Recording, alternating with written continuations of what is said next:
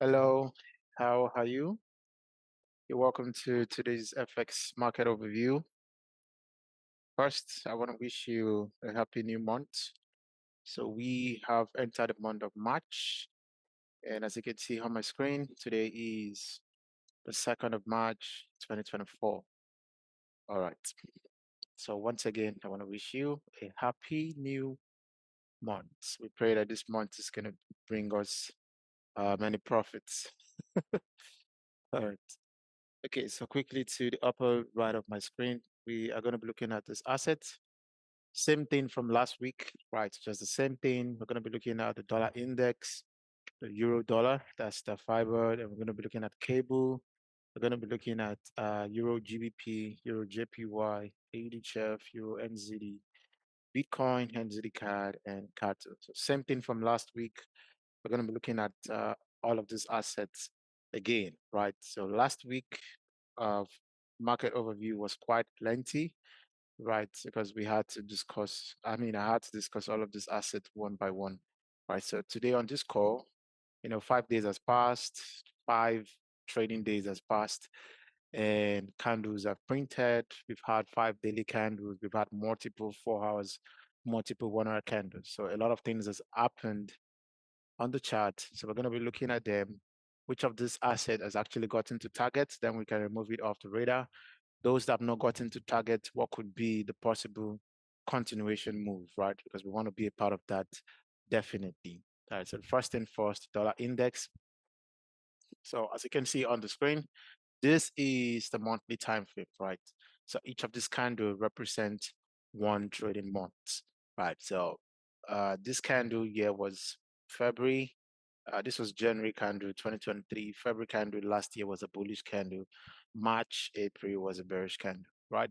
So this year also we had January bullish candle, February also a bullish candle, right? If you've been following me for a while, we wanted to see the dollar index go up into this imbalance, right? So we've been calling higher pricing, and then it got there, and now is rejected. So now March has started off being bearish. As you can see, this little candle now is March candle. So there's still a lot of days. Can you see to the right here? It says we have 26 days, 4 hours. So there's still a lot of days for this to move, right? But presently now, the March candle presently is giving us a bearish candle, right? So is this going to continue being bearish, or we're going to have a bullish candle? So what's going to be the play, right? We're going to know towards the ending of March, but presently now it's giving us a bearish candle.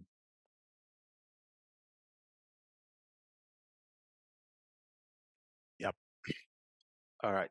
So also quickly, those of you that are here in Nigeria, can recently our government started to ban Binance, so they have like Binance is having an issue with our government, so they have not been allowing us to withdraw our cash, right? If you're actually affected by that, I would say there are other means, there are other alternatives you can use, right? You can use Bybit, you can use Qcoin. There's other platforms, exchange platforms that can allow us to withdraw our cash, and also the rate is quite good. So just switch, right? I see some people saying Binance not working as they've taken their money away, and I'm like, I tell your money is in USDT, but like how I do it, mine is always in USDT, it's always in a wallet. I don't have it in Nigerian Naira on the Binance app. It's always in a USDT wallet, so I can easily transfer it. So if Binance is not allowing for P2P trading in Nigeria anymore, you can just transfer the USDT to Bybit and withdraw your money. That was what I did. It was quite I had quite a headache trying to withdraw money because I didn't know about Bybit. I have the app, but I wasn't so sure. Right. I even had to, I was looking for other alternatives to just see how I can cash out some money because I needed some money to do some things this week. So I reached out to Erapow. Thank you so much for the tremendous support. Thank you so much for actively being online to coach whatever you need. I'm going to provide it for you. Thank you so much for the tremendous support, brother. If you're watching this, if you're going to watch this, I really do appreciate you for all the assistance you showed me. So finally, we are past that and everything is fine. So, yeah. back to the charts. Okay, so dollar index on a monthly time frame is giving us a bearish candle. And are we going to continue further down? We're going to go up. Wait and see. So on the weekly time frame, what do we have on the weekly time frame? Price is already giving us 2 weeks of bearishness, right? So that is looking good. I mean, since the year began, we only had one bearish candle, and then every other week has been bullish. So now we're having two bearish candles. So what's going to be the play? Are we going to continue to see further price movement to the downside? On the daily time frame, we have broken the structure. And you guys remember all what was going on here, what I told you was going to happen, and all of that. So now we have a breaker structure, yeah, and price it's going up, went up, and Friday we had a bearish candle. So just waiting to see what's going to happen, right? We've had 5 days of candle printed. We had a down day on Monday, and then Tuesday, Wednesday, Thursday was up candles, and then Friday was a down candle. So I'm just looking and I'm anticipating that dollar index is going to make that move, right? But now, where is dollar index most likely going to go to, right? Because there is no liquidity I'm seeing except there's no liquidity, right? I was very precise when I saw this liquidity, and I said dollar index was going to go up, right, because of this liquidity. And then we also had this liquidity here also that engineered price going up, right? I like to spot the liquidity. I'm not just going to be taking the trade or planning my trade just because I see a break of structure, right? That's why if you notice last week, I also said it should go down because of the break of structure, but that doesn't mean I'm 100% on it that it has to go down. Right? I like to see the liquidity, then that's going to engineer the trade for me. As a matter of fact, I didn't even have any profitable win trade this week. I only took one trade and the trade ended in a loss. And then the Euro GBP trade that was in profit ended up going back to break even, taking me out at a very little profit because I'd already adjusted my SL to cover uh for the profit a little to cover for a little bit profit, and then the swap fee was in profit. So I've seen as a new trading day comes up, the broker is giving me a profit on the swap. So I made profit on swap and a little bit of profit. But then the main profit I wanted to make on the Euro GBP trade, just I saw it was so close at 1 to 3, and then price just went back up, and that was it. And then I tried taking Euro JPY trade, and that didn't go well for me. So I lost a certain agreed percentage this week. I mean, that was just one trade this week. I was busy with other things. Yeah, I was planning some amazing things, and I'm happy everything is ready and set now. So yeah. Okay, so for the dollar index, like I said, I'm not seeing the imbalance. I'm not seeing the liquidity. So, but then if we go to Euro USD, take a look at this. All right, so for Euro USD, I saw this on the 2-day time frame.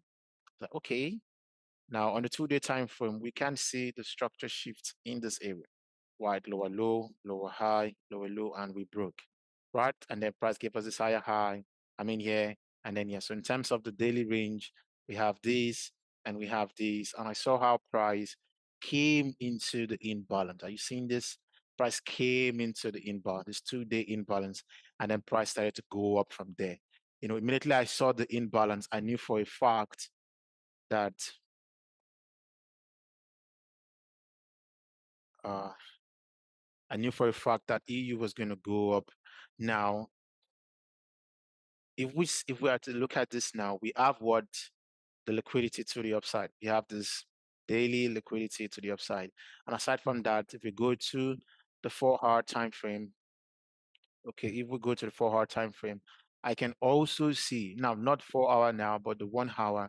So we have that liquidity to the upside, which is that daily highs here. Now let's look at this together. So we have this liquidity here, this daily highs. Now, if we let me put this as the daily highs, and then scaling down to the 1-hour time frame, I can also see this, right? So I'm also seeing this liquidity here. Okay, so we're going to put this as the highs. And I'm also seeing liquidity in this area. So now EU is in between. Right? EU is in between. There is this, EU is here, and then we have this daily highs up here. I mean, we have daily highs all the way up here. We have liquidity here, and we have liquidity here. So what's going to be the play now? I don't know which one the institutions are going to come for first. So I'm just going to add EU to the radar and keep anticipating, right? If they're going to take out the liquidity to the downside, we are going to see it. If they're going to take out the liquidity to the upside, we're also going to notice what's going to happen. Okay.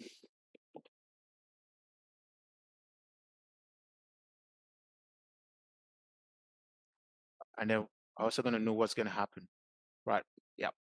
So for EU, neutral. Okay, I've only identified the liquidity for you this 1 year, and the daily highs. So for now, I'm just going to stay out. I'm not calling any directional bias, but if the liquidity was not present to the downside, I would say I'm bullish, right? Based on the present structure and what I'm seeing, it looks like I want to go up, right? But then, it could come down, sweep the lows, and then start to go up, right? So let's just keep monitoring this to see what's going to happen, right? That's for EU. There's liquidity to the downside on lower time frame now. The only one that is present is on this daily time frame, but you have to go down to lower time frames to spot this ones, right? This lows down here and then this high up here. So EU was going to be the play, right? So keep an eye on these guys, and then there's going to be an opportunity to get in to sweep one of them. You might not get this, but you might get this, or you might not get this, then you might get this. Just keep an eye. Okay, I'll update you next week, next trade outlook as to how prices played out. So for EU, this is what I'm looking at. And dollar index, we only have that daily breaker structure. I'm not still seeing anything interesting yet. Okay, so I'm just like having it on my radar. I will always have dollar index on my radar. Just keep monitoring what's going to happen because EU is one of the major pairs I trade. So yeah. So for EU, I've only been able to spot this liquidity. I'm gonna wait going into the week to then see what's gonna happen and then see how I can be a part of taking out all of this. And then for GBP USD, also same thing from what we said last week. I pointed out this daily highs to you, and we also have this daily lows, right? So you can see not much happened uh this week. Price only came into that 1 hour imbalance, right? And then give us the move down from there. But I didn't trade it, right? This one. And then you can see it's been consolidating for a while, right? So you can see this is kind of consolidating. Just do this. Can you see? That's, so it's kind of consolidating. So GBP USD has been consolidating. So same thing on the daily time frame. I'm just waiting to see what's going to happen. Whichever one they want to take out first, I'll try to be a part of it, right? If we see a big move to the downside, and that means the institutions are aiming for this liquidity to the downside, right? Then we can look for the entries on lower time frame to then join this, uh, to then join institutions to take up price. And if price starts to go up, then that means dollar index is coming down, EU is going up, G is going up, then we can be aiming for this daily highs. But for now, nothing much, just still on my radar. And then for Euro GBP, this trade, wow, I was I was surprised actually. But then, I said I was in on a sell. You guys remember the last recording, right? I was in on a sell and I had my entry, very amazing entry, by the way. Price swept the liquidity, and I knew for a fact it was going to start coming down to take out this one. But then, and then I got a entry on the 1 hour or so. So the 1 hour. Yes, and guys, look at this. So, I mean, when Friday stopped here. So I had my stop loss a little bit above a little bit in profit somewhere around this area was where I had my stop loss just to secure some profits. And price just went up and took me out. Can you see? Came so close to 1 to 3. Then that didn't happen. So that's my huge Euro GBP trade. It didn't end up in profit for me. Instead, it took me out at break even. Right. So now what am I anticipating? I'm still of the opinion that we are going to go down, right? Based on the daily structure, we have this lower high and this lower low. So until proven, okay, I'm seeing something else now. So let us look at this. So we have this lower high here. So there's still no candle close above. So that's still lower high. But now I'm seeing this now. Okay, I'm seeing this liquidity in this area. So let me remove this and then remove this and then remove this. So now this is what I'm saying. We now have another equal highs on Hero GBP again. So there's another daily highs here. So this could mean that Euro GBP, instead of coming down like we were anticipating last week, it might just go up a little bit to take out this liquidity. I know they're going to come for this, but they're going to come for the daily liquidity, this one to the downside, but then might not happen uh, fast like the way we wanted it to happen, right? Because now I thought it was going to be after the institutions taking out this liquidity, they were just going to start running price down. That's what I anticipated. And that was what I was, you know, I wanted price to get to 1 to 3 so I can take out some profits and then adjust the stop a little bit down and then hold it because I had my final TP at these daily lows. So I was looking at price getting to 1 to 3, and then I caught some profit out, push stop loss to, adjust it a little bit further down, and then aim for it because I honestly thought the institutions were just going to run price straight down. But I didn't believe they were going to go up. But then, unexpected things happen in this market. So it's not my first time I know about this. So, yeah, it's all probability, right? So that's what happened here. Okay, so now for Euro GBP, I think with this, I think we're still going to go up a little bit, right? So maybe because now there's this liquidity here, there's this one, and there's this one way up, right? Okay, let me see the 2-day time frame, the weekly time frame, monthly, 12 hours. There's no imbalance, right? I'm not seeing any imbalance in between, except for this one, okay? Except for this imbalance here. But now I wouldn't you see this imbalance in this area. Aha, yes. But then again, this imbalance is already so close to this high. So if the institutions at all are going to aim for this imbalance, why not just take out the liquidity also, right? So if this is going to be the aim, it's okay changing the bias for a buy, like from a sell now to a buy, and then aim for this one, then the imbalance, and then maybe it is high also, right? So I'm just going to be monitoring what's going to happen in this area already. So this area now is going to be the point of interest for me, just from year to year, right? If it starts to drop really hard to this imbalance, I would not believe that this imbalance is going to hold price. If price should get here, then it's going to take out this daily liquidity to the downside. See it? So if Atoy wants to go up, it should be somewhere in this area.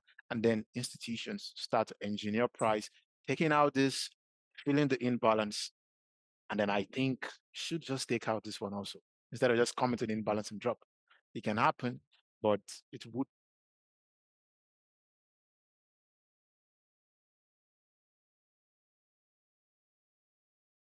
should be ideal for them to actually take out this liquidity if price can actually get here. Okay, that's what should happen. All right. Okay, so that's it for Euro GBP. I think we can still be anticipating higher pricing. Yeah. So, and then what's the next one? Uh, Euro JPY. So Euro JPY, this trade actually gave me a loss.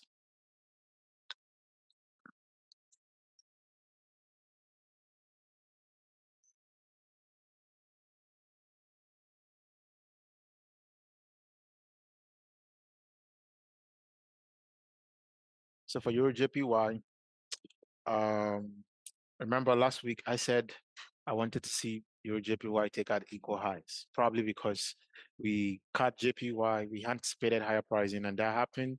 And then for AUD JPY, we also anticipated higher pricing, and that happened. I was able to take a very amazing buy on that. All right. Now, did I? Yes, I think I did. Yes.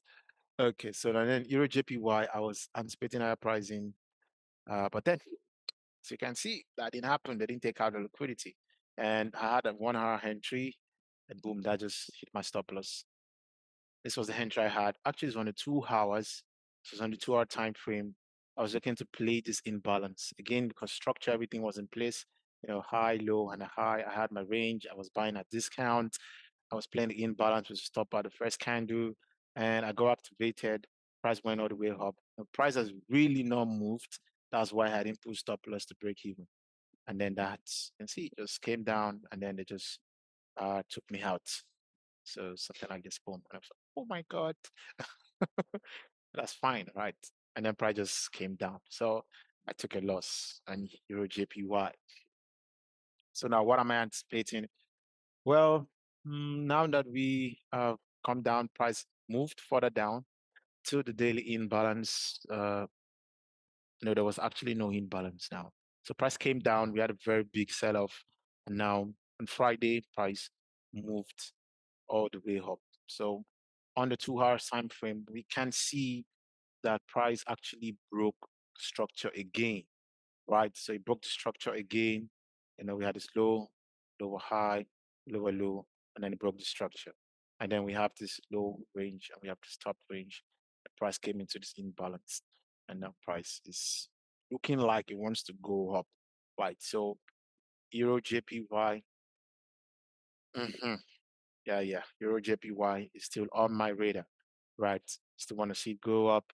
If I get an opportunity to get in, I am going to take the trade again, right? It is all based on probability, right? And then the odds are going to be in your favor if you're doing it instead of um, like, don't see one loss as you being a bad trader. Okay, I don't want to go into all this motivational stuff, right? But then what I'm trying to say is look at it on a series of trade, right? Look at it on a series of 10 trade, on a series of 20 trades, right? That's how you do it on a series of 10, series of 20 trades.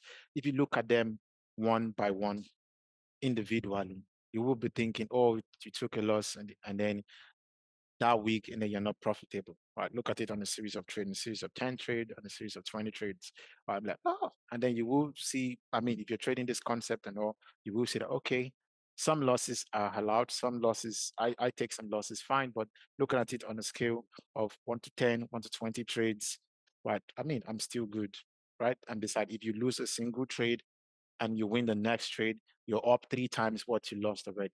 And then if you take the next trade and you lose that trade, I mean that this only works if you're consistent with your risk per trade, like me, right? So I took a loss on Euro JPY, I've lost a certain amount. Going into next week, if I make a win, definitely I've recovered that plus 2 more again. All right, so you see it. And beside, I already had about 2 wins before this week. So but then you'll be fine. Just stick to your risk and don't be worried about the losses. Okay, I mean, you should be worried if you start taking consecutive losses back to back. Maybe something is wrong, right? But not just one loss and then you're worried. Okay, so for Euro JPY, I'm still anticipating higher pricing. I hope we're going to get to this time. The liquidity is still there, so it's still a trade idea for me. And then, hey, you the chef. Hey, you the chef. This one would have actually given me the bag this week. But then as you can see, it didn't fill me in, right? So AUDJPY, look at what happened in AUDJPY. I was late. That was what really happened. That was why I missed out on this nice sell that we had. I told you I wanted to see price sell down from this imbalance, right? The previous recording. Now that happened this week. On the 1 hour, price came into the imbalance. Okay, and then we had a move down from there and all of that. And then going into this week now, price from last week, price came into the imbalance and started to sell off. This week, price now sold down a little bit more and then went back up. Now on the 3 hours time frame, I think it was the 3 hours. No, it wasn't 3 hours. Was it 2 hours time frame? Or what, a 1 hour time frame? Or what time frame? I'm coming. Let me check the markup. Okay. Let me check the markup quickly. AUD chef.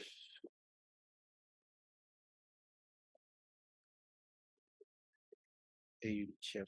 Exactly. So this is the markup. I mean, most of the markups are even done on my phone. I don't have time to be on the system. Like, okay, where's price? As soon as I get the notification, I just check. Okay, so this is it for AUD chef.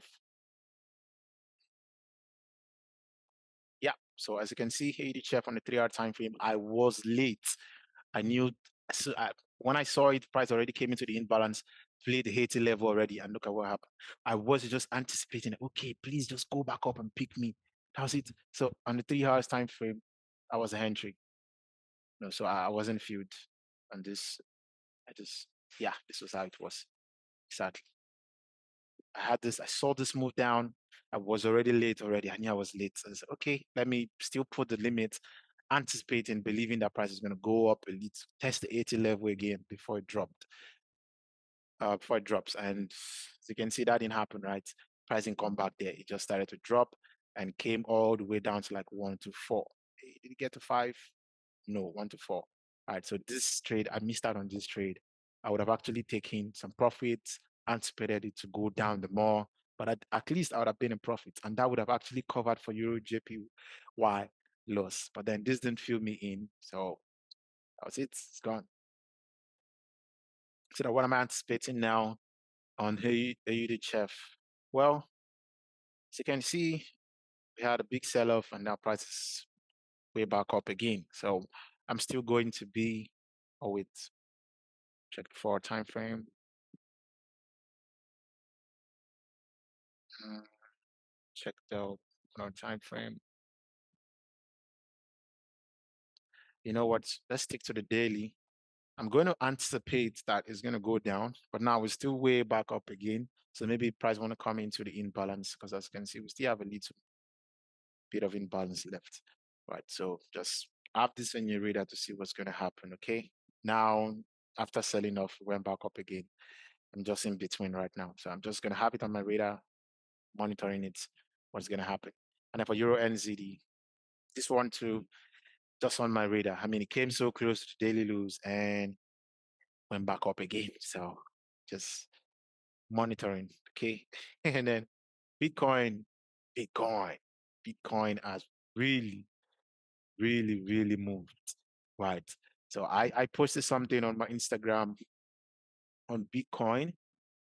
How I remember this was 2020.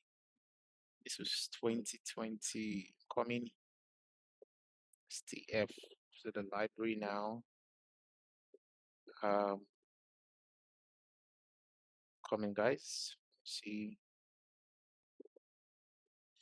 yep.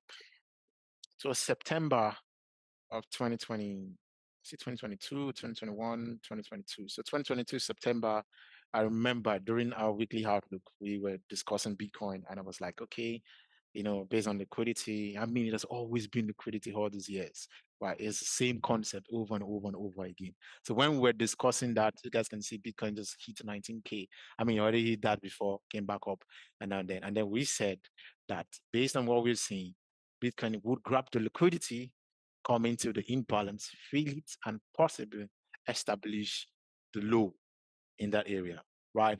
And then that was exactly what happened. This is September 2022.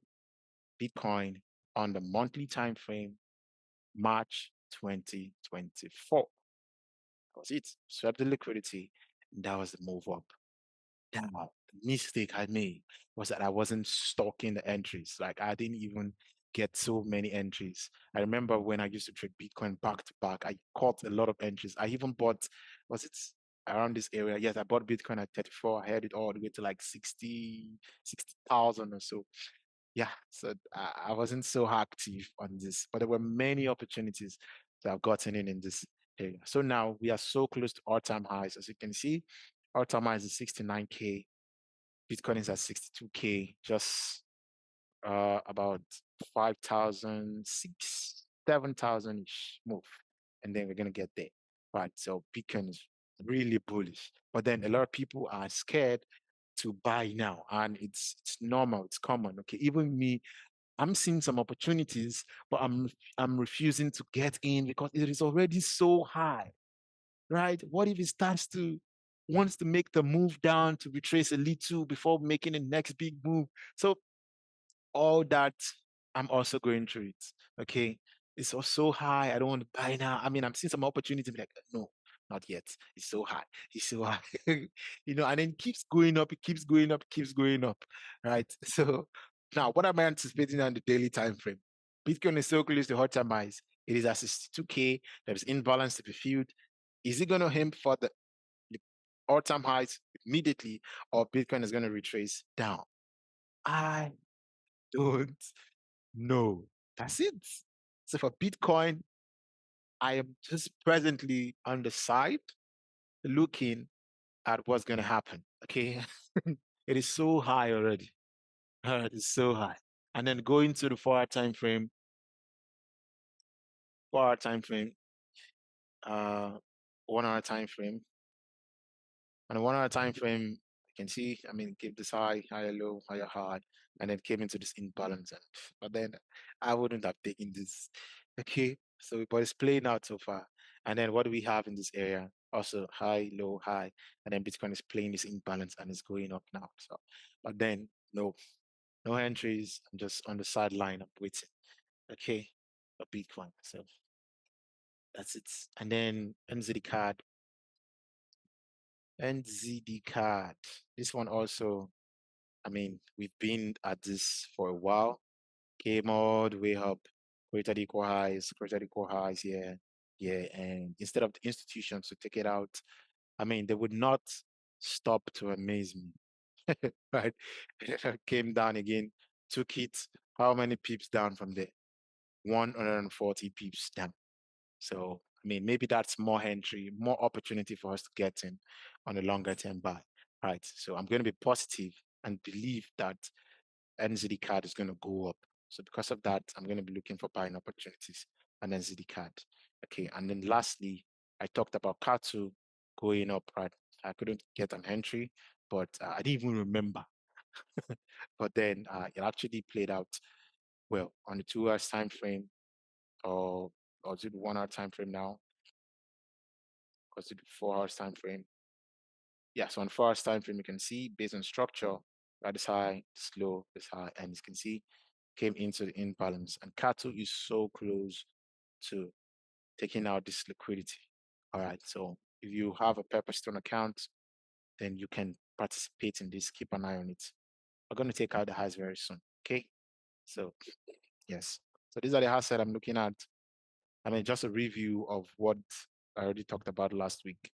Right, so I wish you all the best this coming week, and I hope we'll make some money. Right. Yeah, that's going to be all for me, guys. I'm going to see you next week again. Have an amazing trading week. Bye bye.